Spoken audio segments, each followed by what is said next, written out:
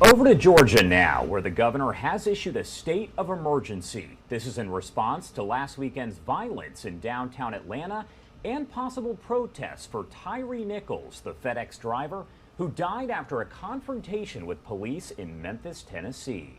Body cam video of that incident expected to be released later on tonight.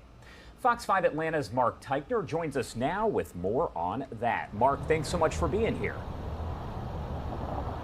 Sure, no problem. At this point, there have been no announced planned protest in the state of Georgia as a result of either what happened last week here or what's going on in Memphis. But the governor says he doesn't want to wait for the violence to break out, so he's put this state of emergency into effect so that the guardsmen will be able to react if they're needed. Was the scene in July 2020 when Governor Kemp called in the National Guard to deal with Black Lives Matter protests in Atlanta.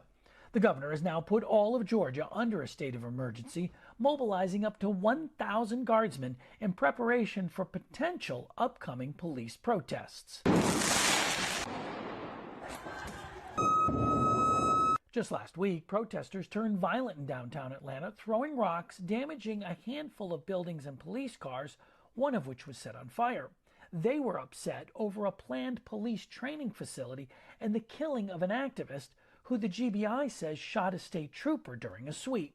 With anger brewing over the beating death of Tyre Nichols in Memphis and the planned video release of that encounter with police, coupled with the self-proclaimed anti-cop city protesters here in Atlanta, the governor says the state of emergency is needed to quell any, quote, unlawful assemblage, violence, or overt threats of violence. The state of emergency will remain in effect until February 9th. We need to have police accountability. We need to have it now. The Georgia NAACP asked all potential protesters to remain peaceful. Use this frustration and anger and channel it in the appropriate direction, and that's peaceful, nonviolent protest.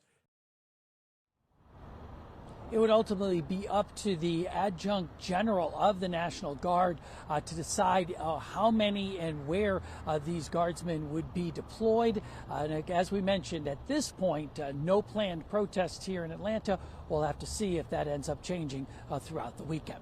Reporting live from Atlanta, Georgia, I'm Marc Teichner, LiveNOW for Fox. All right, Marc, thank you so much. We appreciate it. And of course, we'll stay on top of this story and bring you the latest.